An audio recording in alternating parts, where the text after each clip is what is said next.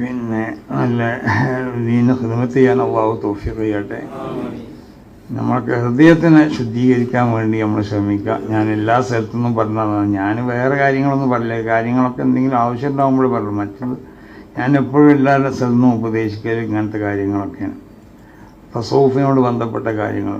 അപ്പോൾ തസൗഫ് പറ്റ കുറഞ്ഞു പോയി. അതുകൊണ്ട് ഉണ്ടായിത്തീരുന്ന വലിയ അബദ്ധങ്ങളാണ് നമ്മൾ ഉണ്ടായിക്കൊണ്ടിരിക്കുന്നത്. അപ്പോൾ ആർക്കും ആരെയും ബഹുമാനമില്ല. ഹൃദയത്തിൽ കണ്ടോ കിബിർ, അസദ്, ഉജുബ്, റിയാദ് പോലത്തെ കാര്യങ്ങളാണുള്ളത്. മനസ്സിലായില്ല.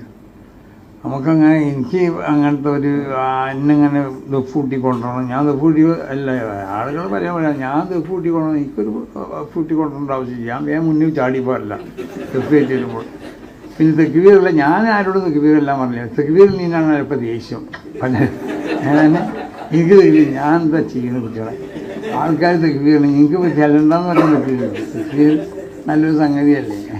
ഞാൻ പറഞ്ഞ് ജലിപ്പിച്ചാണ് ഈ തിരക്കില്ല. ഞാൻ അതൊന്നും പ്രതീക്ഷിതല്ല. മനസ്സിലായില്ലേ. എനിക്ക് ഞാൻ അങ്ങനെ ദർശ നടത്തി പോകുന്ന ഒരാളാണ്. അതാണ് എൻ്റെ പണി എപ്പോഴും. അത് എന്നോട് ഓതിയലോടൊക്കെ ചോദിച്ചു നോക്കിയാൽ മതി ഞാൻ ദർശ നടത്തുന്ന സ്വഭാവ കാര്യങ്ങളൊക്കെ എങ്ങനെയാണുള്ളത്, ഇത് ദർശൻ്റെ ശൈലി എന്താണെന്നൊക്കെ ഉള്ളത്. അപ്പോൾ അത് ഞാൻ ദർശ നടത്തി പോകണം, അത്ര മാത്രമേ ഉള്ളൂ. വേറെ ഞാനിങ്ങനെ സംസ്ഥാന പ്രസിഡൻ്റാകണം അല്ലെങ്കിൽ അങ്ങനത്തെ വലിയ കൊതികളൊന്നും എനിക്കില്ല. പിന്നെ എങ്ങനെ ഈ സ്ഥാനത്ത് എത്തിപ്പെട്ടു അത്ര മാത്രമേ ഉള്ളൂ. അപ്പോൾ ഇതൊക്കെ ഞാൻ എന്തെങ്കിലും സെറ്റപ്പ് ചെയ്തു അങ്ങനെയൊന്നും ചെയ്യണതല്ല. ആരും എനിക്ക് വേണ്ടി തെക്കുവീർ ഇല്ലണമെന്ന് ഞാൻ പറഞ്ഞിട്ടില്ല. പിന്നെ തെക്കുവീറിൽ നിന്ന് വേറെയുള്ള പലർക്കും ദേഷ്യമുണ്ട് എന്നൊക്കെ പറഞ്ഞു കേൾക്കണതാണ്. അപ്പോൾ അതുകൊണ്ട് പിന്നെ ദേഷ്യമൊക്കെ ഉള്ളവർക്ക് അങ്ങനെ ഉണ്ടാവട്ടെ. അള്ളാഹു സുബ്ഹാനഹു വ തആല നിങ്ങളൊക്കെ തെക്കുവീറിന് അള്ളാഹു കബൂൽ ചെയ്യട്ടെ. ഞാനങ്ങനെ വലുതാവണമെന്നൊന്നും ഉദ്ദേശിക്കുന്ന ആളല്ല കേട്ടോ.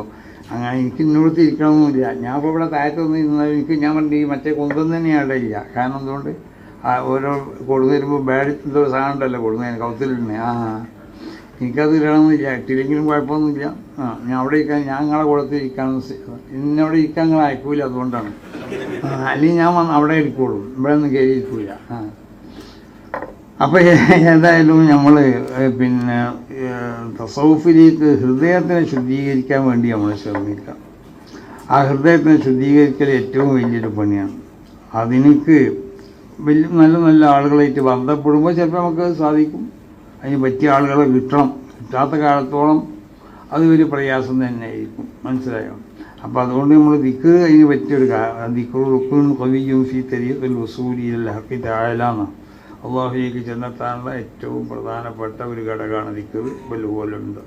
അതുകൊണ്ടാണ് വക്കാന യദ്കുറുല്ലാഹ ഫീ കുല്ലി ഹീൻ, സർവ്വസമയത്തും അള്ളാഹു റസൂലിന് ദിക്റിൽ നിന്ന് പണിയുന്നുണ്ടായിരുന്നു. എപ്പോഴും ദാക്കിരുന്ന റസൂല് അതാണ്. അപ്പം മഹാന്മാരുടെ സ്വഭാവങ്ങളൊക്കെ അങ്ങനെയാണ്. എപ്പോഴും നമ്മൾ ദാക്കിര്യങ്ങളാകാൻ വേണ്ടി ശ്രമിക്കുക. അതോടുകൂടെ ദീനീ പ്രവർത്തനം നടത്തുക, ഇഖ്ലാസോടു കൂടി പ്രവർത്തുക, നല്ല നെയ്യത്തോടു കൂടി നടത്തുക. അതിന് അല്ലാഹു സുബ്ഹാനഹു വ തആല തൗഫീഖ് ചെയ്യട്ടെ എന്ന് ദുആ ചെയ്തുകൊണ്ട് ഈ രാജ്യത്തിൻ്റെ നന്മയ്ക്ക് വേണ്ടി നമ്മൾ പ്രവർത്തിക്കുക. ഇവിടുത്തെ മതസൗഹാർദ്ദത്തിന് വേണ്ടി പ്രവർത്തിക്കുക. മനുഷ്യ സ്നേഹം ഇവിടെ നിലനിർത്താൻ വേണ്ടി നമ്മൾ ശ്രമിക്കുക. അതോടൊപ്പം നമ്മുടെ ദീനീ കാര്യങ്ങളൊക്കെ അതിവിടെ പ്രബോധനം ചെയ്യേണ്ട ഈ രൂപമനുസരിച്ച് പ്രബോധനം ചെയ്ത് ജനങ്ങൾക്ക് ഇൽമിനെ പറഞ്ഞു കൊടുത്ത് അവരെ വിശുദ്ധമാവുന്ന അഹ്ലുസുന്നത്തി വൽ ജമാഅത്തിൻ്റെ ആശയങ്ങളും ഈ പ്രസ്ഥാനങ്ങളുടെ ആശയങ്ങളും തമ്മിലുള്ള വ്യത്യാസങ്ങൾ പറഞ്ഞു കൊടുത്ത് വിദ്യാർത്ഥി ഇവിടെ വളരെയധികം അത് ശക്തിപ്പെട്ട ഒരു കാലഘട്ടത്തിലാണ് നമ്മളുള്ളത്.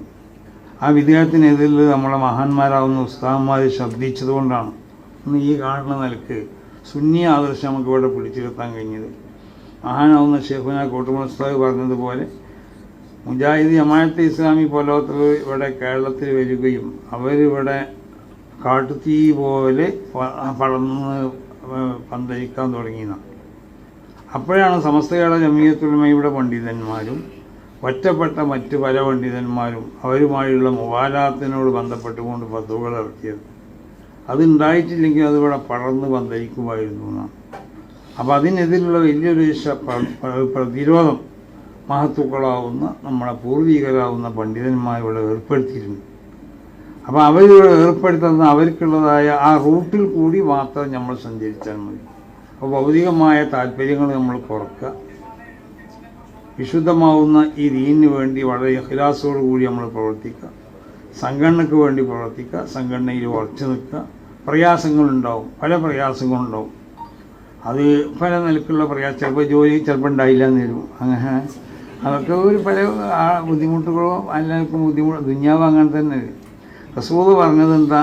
റസൂലിനോട് അമ്മാ അസ്സൽക്കും അലൈഹിമിൻ അജ്റുന്ന, അതുകൊണ്ട് കൂലി വാങ്ങാൻ പാടില്ല എന്നല്ല, അതൊരു കൂലിക്ക് വേണ്ടി ചെയ്യണ പണിയല്ല എന്നുള്ളത്. കൂലി കിട്ടിയാൽ വാങ്ങിക്കൂലി, വാങ്ങണ്ടെന്നല്ല പറയുന്നത്. മനസ്സിലായില്ലേ? ഞാൻ എല്ലായിടത്തും പ്രസംഗിക്കുമ്പോഴൊക്കെ മാലിന്യങ്ങൾക്കൊക്കെ നല്ല ശമ്പളം കൊടുക്കണം എന്ന് പറയലുണ്ട്. അപ്പോൾ അത് പിന്നെ സൗകര്യങ്ങളൊക്കെ അള്ളാഹു അതിൻ്റെ മാർഗങ്ങളൊക്കെ ഉണ്ടാക്കി തരും. അതിൽ നമ്മൾ വിശ്വസിക്കുക. അള്ളാഹു സുബ്ഹാനഹു വ തആല കാത്തു രക്ഷിക്കട്ടെ. ഈ ദീനിനെ അള്ളാഹു ഉയർച്ചയിൽ നിന്ന് ഉയർച്ചയിലേക്ക് ഉയർത്തട്ടെ. സമസ്ത കേരള ജമിയത്തുൽ ഉലമയെ ഉയർച്ചയിൽ നിന്ന് ഉയർച്ചയിലേക്ക് ഉയർത്തട്ടെ. അതിനുവേണ്ടി പ്രവർത്തിക്കുന്ന അതിൻ്റെ മഹാന്മാരാകുന്ന സാദാത്തുക്കൾ, പണ്ഡിതന്മാർ, നേതാക്കന്മാർ, മറ്റ് പ്രവർത്തകർ, അനുഭാവികൾ എല്ലാവർക്കും അള്ളാഹു എല്ലാ മേഖലയിലും ഖൈറും ബർക്കത്തൊക്കെ നൽകട്ടെ. നമ്മളെ എല്ലാ പരിപാടികളും അള്ളാഹു വലിയ വിജയത്തിലാക്കി തരട്ടെ.